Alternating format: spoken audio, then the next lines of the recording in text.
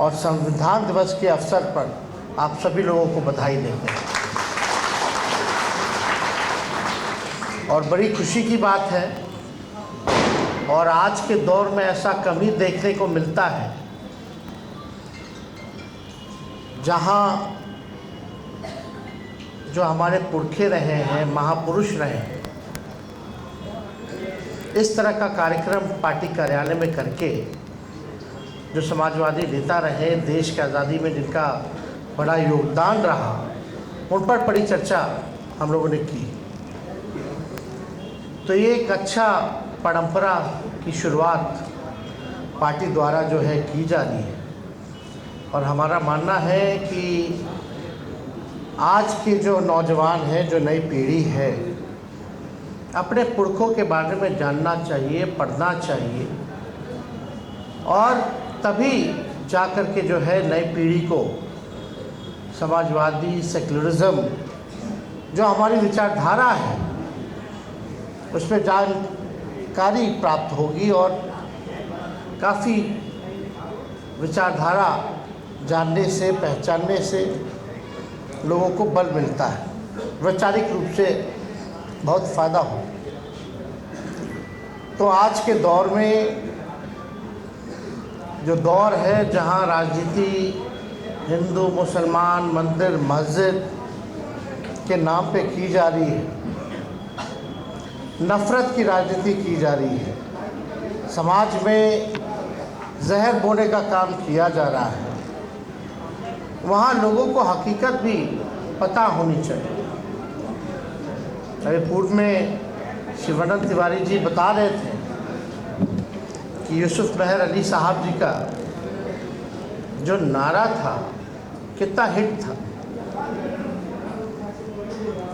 Quit India हो, अंग्रेज़ों भारत छोड़ो का हो, साइमन गो बैक का हो, लगातार जो है उन्होंने संघर्ष किया। देश की आज़ादी में उनकी एक बड़ी भूमिका रही, लेकिन आजकल कोई इस बारे में बात नहीं करेगा।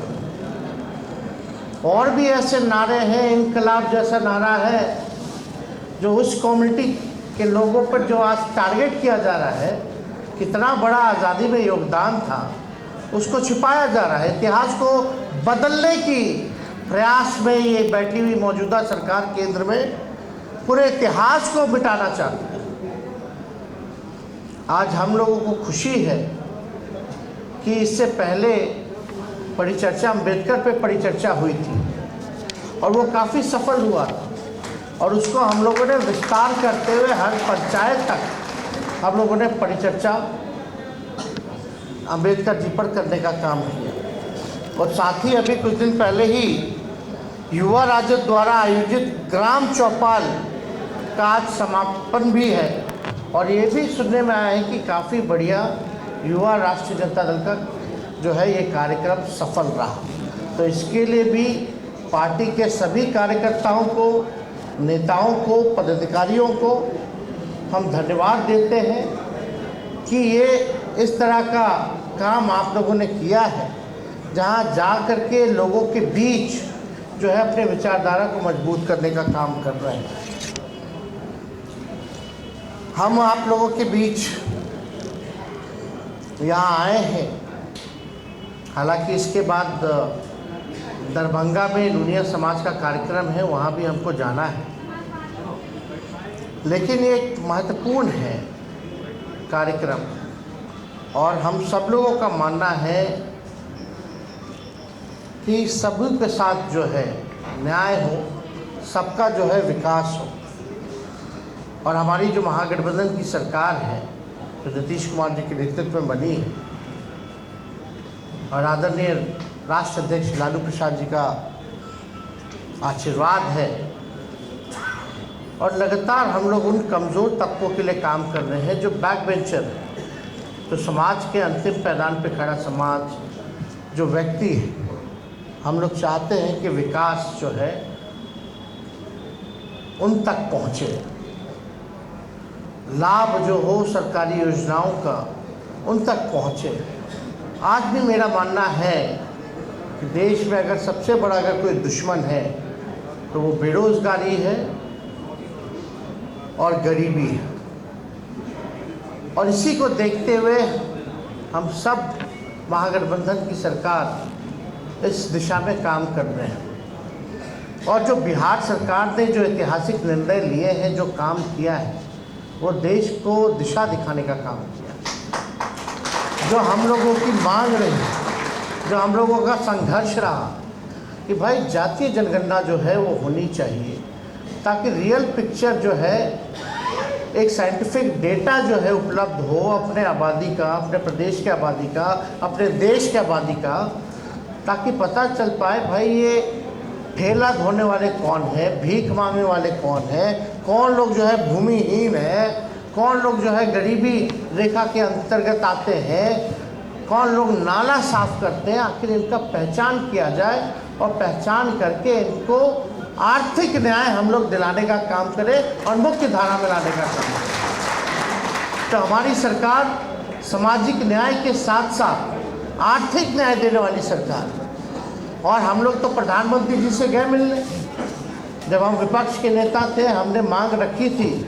जब पार्लियामेंट में भारत सरकार ने मना कर दिया कई सवाल पूछने पे कास्ट सेंसस को लेकर के, तो हम लोग बेचैन थे। तो हमने यही विधानसभा में प्रस्ताव रखा था कि भाई चलिए सब पार्टी के लोग चलते, क्योंकि बिहार विधानसभा और बिहार विधान परिषद से दो बार जो है ये पारित हो गया था कि जातीय जनगणना जो है कराना चाहिए, लेकिन कुछ हुआ नहीं। तो प्रस्ताव हमने रखा था जब पार्लियामेंट में मना हुआ कि चलिए सब ऑल पार्टी प्रधानमंत्री जी से मिलते हैं और अपनी बात को रखते हैं। हम लोग मिले, मुख्यमंत्री जी के नेतृत्व में गए, लेकिन कुछ हुआ नहीं, मना कर दिया गया। तो उसके बाद भी पार्लियामेंट में एक सवाल आया तो उसमें भी जो है मना कर दिया गया। फिर हमारा दूसरा प्रस्ताव था विधानसभा में कि भाई इसका अगर केंद्र सरकार नहीं कराती है तो राज्य सरकार अपने ही राज्य में अपने बलबूते वो कराने का काम करे। और आज खुशी है कि 1 साल हुआ है सरकार को और इस काम को हम लोगों ने संपन्न कर लिया है। बिहार पूरे देश में एक ऐसा राज्य है जहां अपनी आबादी का साइंटिफिक आंकड़ा है। अब 94 लाख परिवार जो है गरीब है, और हम शुरू से कहते रहे कि गरीबी हर जात में है, चाहे पिछड़ा समाज हो, अति पिछड़ा हो, दलित हो, आदिवासी हो या स्वर्ण जाति के लोग हो। और डेटा जब आया तो गरीबी जो है हर किसी में देखने को मिला कि हर जात में लोग जो है गरीब। अब हम लोग जो है चिन्हित किए, अब आबादी बढ़ी है तो आबादी के हिसाब से लोगों का हक और अधिकार भी मिलना चाहिए। तो सरकार ने फैसला किया कि भाई आरक्षण की जो सीमा है उसको हम लोग बढ़ा दें। तो आरक्षण की सीमा को हम लोगों ने बढ़ाया, क्योंकि संविधान में SC और ST को 100% है, तो OBC और EBC को, दलित का भी बढ़ाया गया, आदिवासियों का भी बढ़ाया गया, पिछड़ों का भी बढ़ाया गया, अति पिछड़ों का भी बढ़ाया गया। 50 से लेके 65 कर दिया गया। और इससे शैक्षणिक संस्थानों में और रोज़गार के अवसर जो हैं उनको जो है ज़्यादा से ज़्यादा मौका मिलेगा। और 10% तो पहले से ही EWS का, सामान्य वर्ग का पहले से तय था। यानी बिहार जो है पहला राज्य बना है जहां 75% जो है आरक्षण रिजर्व। अब हम लोगों की चाहत है कि भाई गरीबों के साथ न्याय होना चाहिए, आरक्षण का लाभ उन तक पहुंचाना चाहिए। ये भारत सरकार तो जब हम लोग जाति आधारित गणना करा रहे थे, कास्ट बेस्ड सर्वे, तब कोर्ट कचहरी में अपने लोगों को खड़ा करके रुकवाना चाहता था लोग। तो हम लोग नहीं चाहते हैं कि भाई जो आरक्षण की सीमाएं जो बढ़ाई गई हैं उसमें कम से कम जो है ये सुरक्षित रहे, इसके साथ छेड़छाड़ ना हो। इसलिए 2 दिन पहले ही हम लोगों ने कैबिनेट करके भारत सरकार को रिकमेंड किया है कि ये जो आरक्षण की सीमा जो बिहार सरकार ने बढ़ाया है इसको अनुसूची 9 में रखा जाए, शेड्यूल 9 में रखा जाए, ताकि लोगों को अधिकार मिल जाए। अब तो करना उन लोगों को है। अब तो ऐसा माहौल बना है कि हर राज्य, हर प्रदेश जो है जातीय जनगणना के बारे में बात कर रहा है। जो कांग्रेस पार्टी पहले कभी भी जातीय जनगणना के बारे में बात नहीं करती थी। आज उनके नेता भी, राहुल गांधी जी भी हर चुनाव में जा करके उनको बोलना पड़ रहा है कि जातीय जनगणना अगर उनकी सरकार आएगी तो कराएंगे। कई रीजनल्स पार्टी, अभी आंध्रा में हुआ तो कई रीजनल्स पार्टी जो है अभी ऐलान कर दी और ये पूरे देश भर में ये मांग उठ पड़ी है। तो कुछ लोग जो बैठे हैं सत्ता में उनको तो ये बात हजम नहीं। दूसरा ऐतिहासिक काम ये हुआ, हमारी सरकार ने करने का काम किया कि कोई एक राज्य बता दीजिए जिस राज्य में एक साथ लाखों के तादाद में नियुक्ति पत्र बांटा जा रहा हो। लगभग आप समझ जाइए कि जो पिछला केवल एक विभाग का एक दिन में 1,22,000 नियुक्ति पत्र बांटा गया। उससे पहले होम मिनिस्ट्री का था तो सिपाही लोग को 10,000 हम लोग बांटे थे, अब उसका भी 70,000 कर दिया गया। और उससे पहले नियुक्ति पत्र लगभग 50,000 बांटा गया जो हम लोग घूम घूम के बांटे। अब हम लोग जब घूम घूम के बांट रहे हैं नियुक्ति पत्र तो सोचिए यहाँ लाखों में नौकरी मिल रही है, जिसकी आबादी 13-14 करोड़ है जिस राज्य की, और जिसके प्रधानमंत्री देश के समझ जाइए कि कितना आबादी है, और वो मात्र 50,000 खाली दिखावटी, बनावटी और मिलावटी नियुक्ति पत्र बांटने का काम कर देखा देखिए। यानी बिहार जो काम कर रहा है, देश वही चाहता है कि ऐसा काम हर राज्य में हो, और ये मजबूरी होगी उन लोगों को। अब जातीय जनगणना अमित शाह आते तो कहते कि बिहार आते तो बोलते हैं कि भाई फलना जात का इन लोगों ने बढ़ा लिया, यादव और मुसलमान का बढ़ा दिया। क्या बात कर रहे हैं भाई, आप किस बेस के बारे में बोल रहे हैं? बिहार तो ऐसा राज्य है जिसके पास खुद का साइंटिफिक आंकड़ा है। अगर आपको कंपैरिजन भी करना पड़े तो अगर आपको लगता है कि हम लोगों ने गलत कराया है तो भारत सरकार ऐलान कर ले, आप लोग करवा लीजिए, दूध का दूध पानी का पानी हो जाए। अब मान लीजिए हमको अगर बढ़ाना होता तो मुख्यमंत्री अपने समाज का नहीं बढ़वा दिए होते। तो ये सब बेकार की बातें ये लोग आकर के करना चाहते हैं, इसलिए हम सब लोग जो है इस काम में लगे। और सोचिए कि अभी लगभग जो है 2 लाख के आसपास लोगों को जो है 1 साल के भीतर जो है सरकारी नौकरी दी जा रही है। और इसके बाद भी अभी तो स्वास्थ्य विभाग जो हमारे अंतर्गत है उसमें लगभग पब्लिक हेल्थ कैडर ला रहे हैं, उसमें 1,60,000 नौकरियां निकलने वाली हैं। तो आपको हम कह देते हैं 2-2.5 साल के अंदर हमारी सरकार 5 लाख लोगों को तो नौकरी दे ही देगी।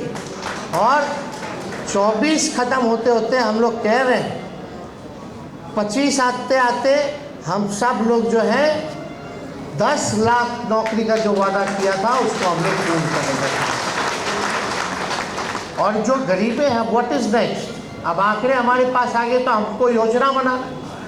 अब हमने देखा है भाई, हमारी सरकार ने देखा कि जो भूमिहीन है उसको हम लोगों को भूमि उपलब्ध कराना, जो लोग झोपड़ी में रहते हैं, कच्चे मकान में रहते हैं, उनको पक्का मकान देना है।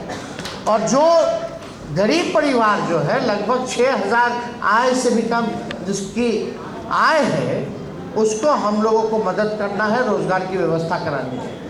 तो ऐसे परिवारों को, गरीब परिवारों को हमारी सरकार 2 लाख का जो है सहायता देने का काम करेगा।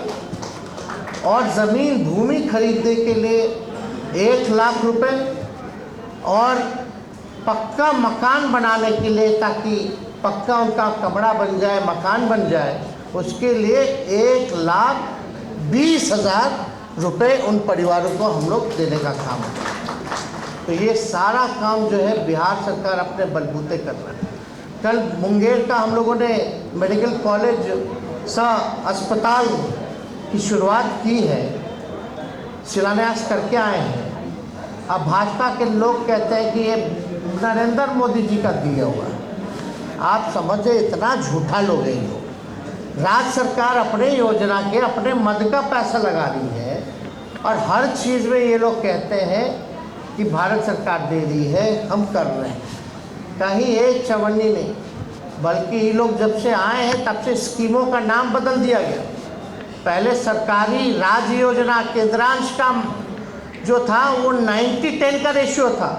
अब ये लोग आ गए हैं, पहले राजीव गांधी विद्युत योजना का नाम बदल के दीन दयाल उपाध्याय नाम कर दिया, उस पर 50-50% डाल दिया।